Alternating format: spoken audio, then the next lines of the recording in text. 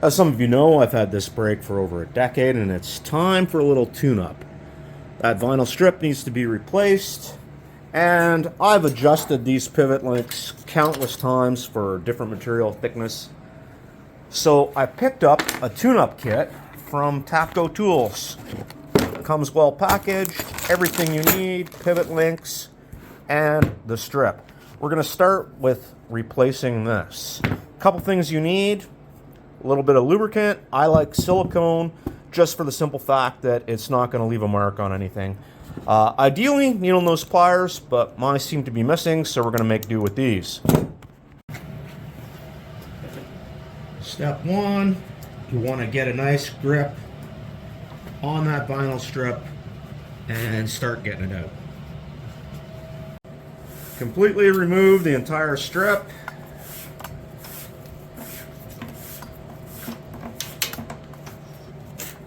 Next step, you want to add a little bit of spray silicone. You don't got to go crazy. Get your strip. Get it started. Again, pliers come in handy.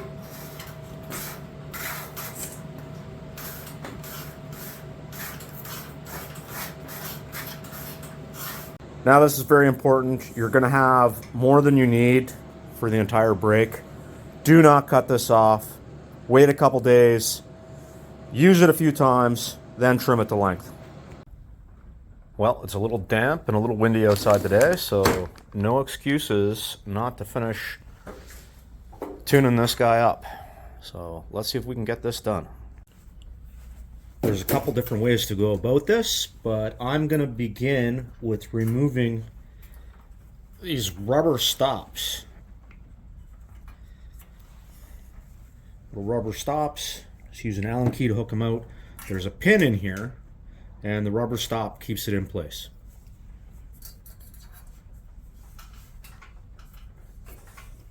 I'll go ahead and get that done the whole way along.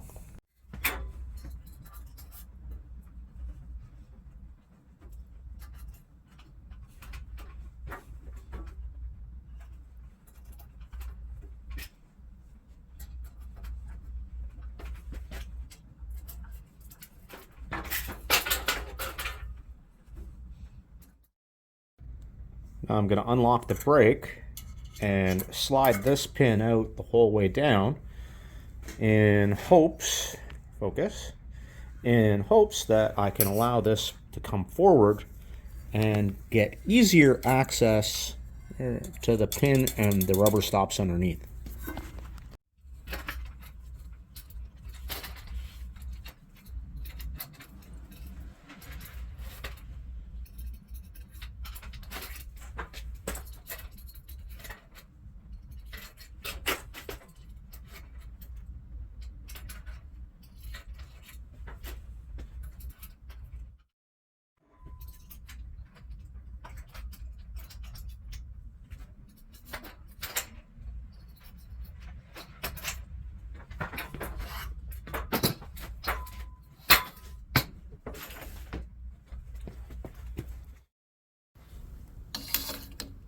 Removing all the pins.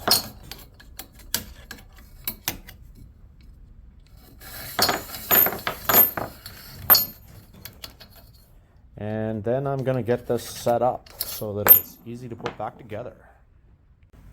So what I'm doing here right now is the next step is I'm getting both pins set into place, and I'm going to put the rubber stoppers in on one side, so that the pins will be free to slide out of the way to put it back together, but they're not going to be able to slide out of the brake. Takes a second, and that's a good thing. You want those little rubber stoppers to be in there very secure. You don't want these pins sliding around after the fact. Once I get it in place, I'll put a second rubber stopper in over here. Alright, the next step is I'm going to change all these power links. I need a 7/16 wrench, and the Allen key that comes with your brake and in the tune-up kit for this side. Fairly easy, just have to watch the thread. A lot of the threads are left-hand threads. So I thread this in to the halfway point on the bottom of the power link. Then I'll use my finger to hold it while I get the top of the power link started. You can use the Allen key to hold it, and then just wind that all out till you've got everything almost touching.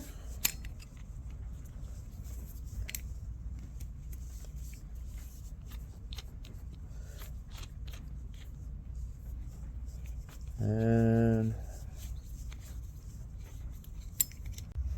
okay, so we'll change out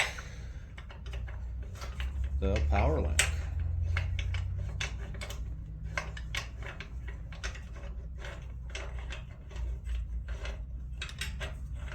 Not really much to it. Allen key that comes with the brake and the tune-up kit, 7/16 wrench.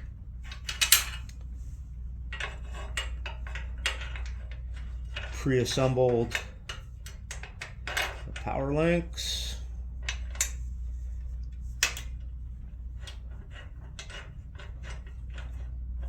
And you don't have to go crazy here.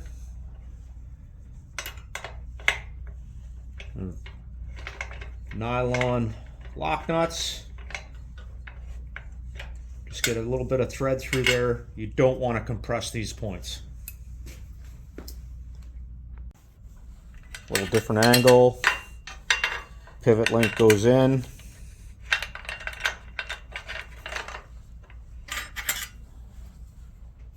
Allen key. I'm going to get the bolt all the way through. Nylon lock nut. Get that started.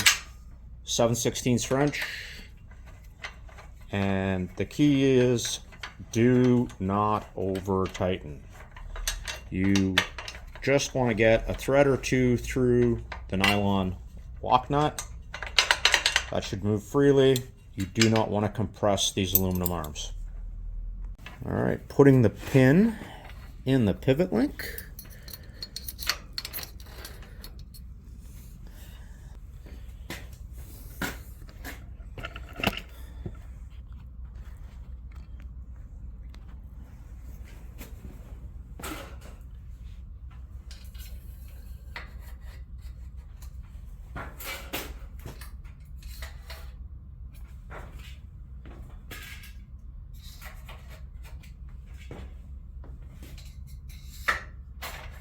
Then we have to put the rubber stop in here to prevent the pin from sliding out.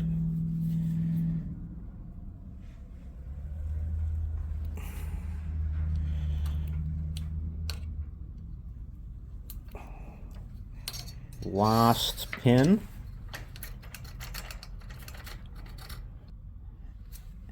And the last and final step is adjusting the pivot links. All right, I've got my 8 scraps, one for each casting. I have my 3/16 Allen key. I'm going to go along and drop a scrap underneath every casting, basically right in front of the new pivot link. I actually recommend that you do this any time that you change thickness of material or gauge of stock. So this is 28 gauge steel. If I was switching to aluminum, I'd check this out. Lock the brake down.